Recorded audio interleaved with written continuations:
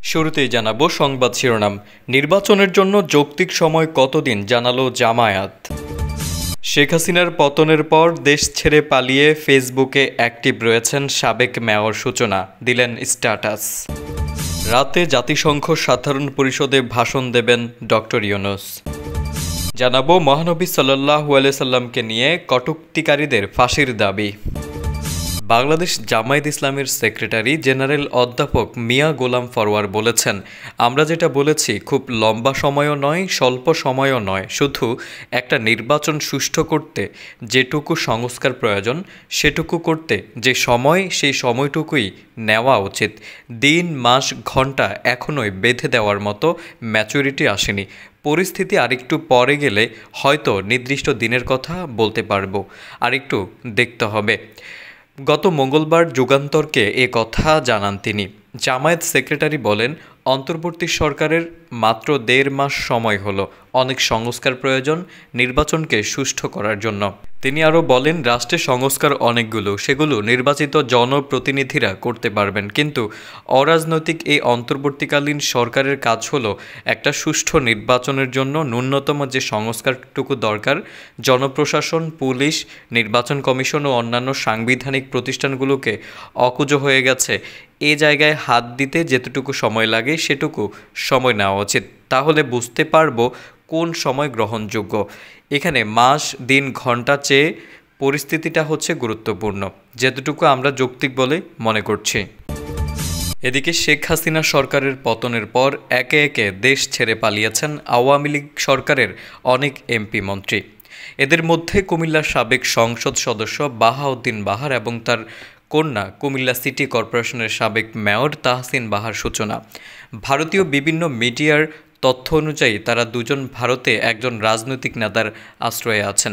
ভারত থেকে লন্ডনে গিয়ে রাজনৈতিক আশ্রয় নিতে পারেন তারা।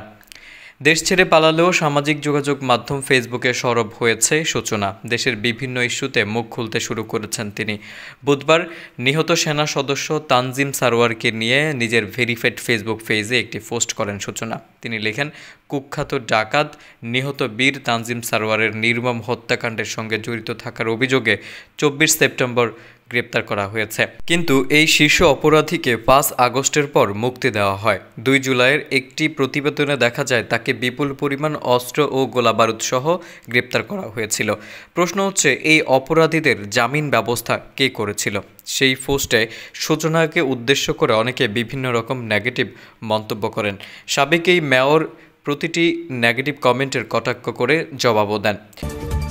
রাতে জাতিসংঘ সাধারণ পরিষদের ৭৯তম অধিবেশনে ভাষণ দেবেন অন্তর্বর্তী সরকারের প্রধান উপদেষ্টা অধ্যাপক মোহাম্মদ ইউনূস।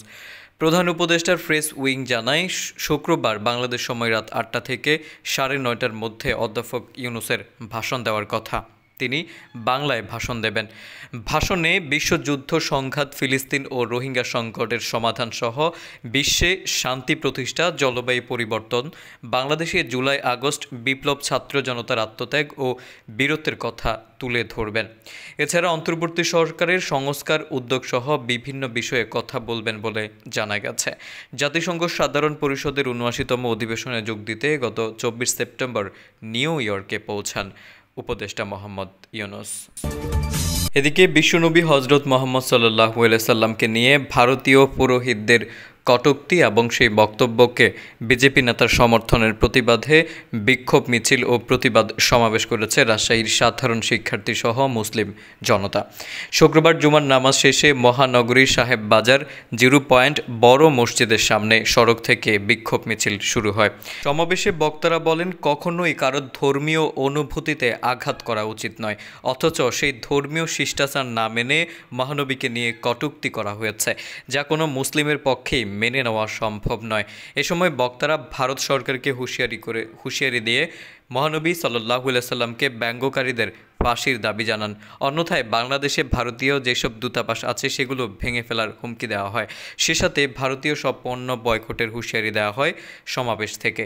এছাড়া এই ঘটনার পর ভারতের মাইনরিটি মুসলিমদের ধর্মীয় স্বাধীনতা দেওয়ার দাবি জানানো হয়।